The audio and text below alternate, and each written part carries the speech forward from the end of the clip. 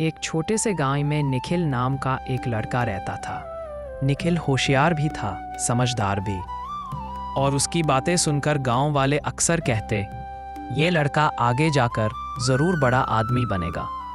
लेकिन निखिल की एक कमी उसकी सारी खूबियों पर भारी पड़ती थी।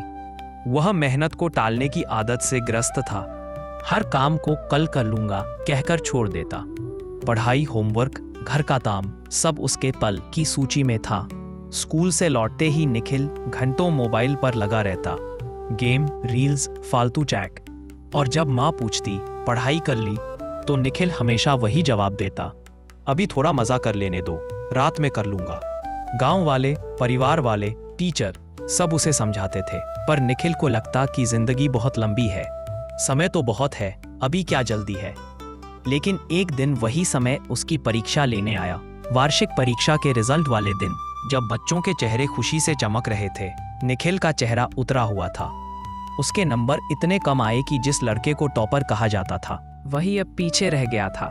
टीचर्स की आंखों में निराशा थी, माँ की आंखों में चिंता, और पापा पहली बार निखिल से बोले, बेटा, प्रतिभा एक वरदान है, लेकिन मेहनत के बिना इसका कोई मूल्य नहीं। निखिल को लगा जैसे उसका पूरा संसार हिल गया है। उसे समझ नहीं आ रहा था कि वह कहाँ गलत हो गया। उस रात वह बेचैन था, सो नहीं पाया। आखिर वह अपने गांव के बुजुर्ग बाबा हरिदास के पास पहुंचा। बाबा अपनी समझदारी और जीवन अनुभव के लिए पूरे इलाके में जाने जाते थे। निखिल ने रोते हुए कहा, बाबा, मैं कितना भी कोशिश कर लूं, मेरी जिंदगी में सब गलत क्यों हो रहा है? मैं अच्छा छात्र हूं, फिर भी असफल हो गया, क्यों? बाबा ने उसे गौर से देखा और हल्की मुस्कान के साथ बोले, बेटा, समस्या तुम्हारी बुद्धि नहीं, समस्या तुम्हारे आज को कल पर छोड़ने की आदत है। समय का अपमान किसी भी प्रतिभा को मिटा देता है। निखिल ने सिर झुकाकर पूछा, लेकिन बाबा, समय तो बहुत है, फिर इतनी जल्दी क्यों?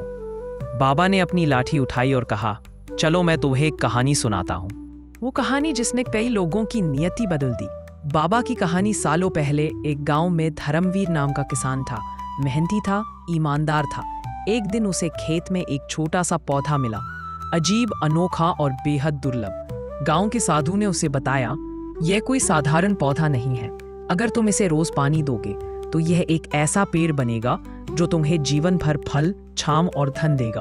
लेकिन याद रहे, एक दिन भी पानी देना मत भूलना, वरना यह सूख जाएगा और कभी नहीं बचेगा। पहले कुछ दिन धर्मवीर ने पौधे की खूब देखभाल की, लेकिन फिर उसकी भी वही आदत बन गई, आज नहीं तो कल पानी दे दूंगा। एक दिन टाल दिया, फिर दूसरा, फिर एक हफ्ता बीत गया और धीरे धीरे वह पौधा सूख गया, हमेशा के लिए। धर्मवीर ने फिर जीवन भर पछताया कि जिस चीज से उसकी किस्मत बदल सकती थी, उसे उसने सिर्फ आलस में खो दिया। बाबा ने निखिल की ओर देखकर कहा, बेटा, वो पौधा था समय। अगर उसे रोज मेहनत से सींचो तो वो तुम्हें ऊंचाइयों तक पहुंचा देगा, लेकिन अगर उसे टालते रहे तो वो सूख जाएगा। और उसके साथ तुम्हारी संभावनाएं भी। निखिल की आंखों में जैसे नई रोशनी आ गई। उसे पहली बार एहसास हुआ कि वह खुद ही अपनी जिंदगी को पीछे खींच रहा था। उसने कांपती आवाज में पूछा, बाबा, क्या मैं अब भी बदल सकता हूँ?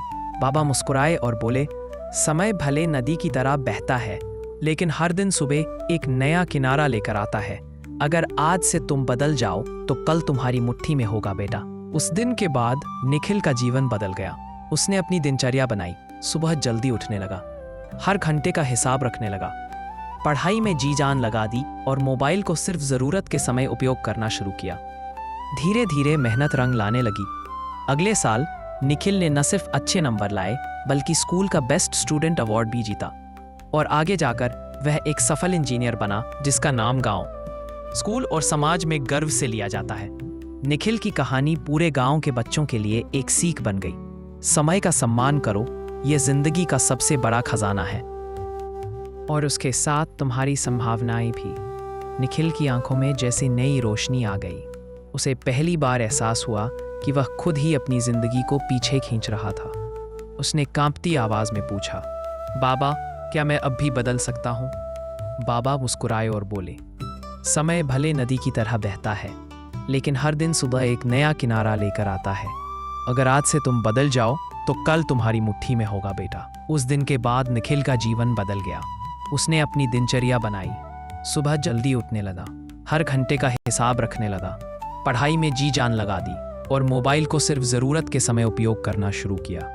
धीरे धीरे मेहनत रंग लाने लगी। अगले साल निखिल ने न सिर्फ अच्छे नंबर लाए बल्कि स्कूल का बेस्ट स्टूडेंट अवार्ड भी जीता और आगे जाकर वह एक सफल इंजीनियर बना जिसका नाम गांव में, स्कूल और समाज में गर्व से लिया जाता है।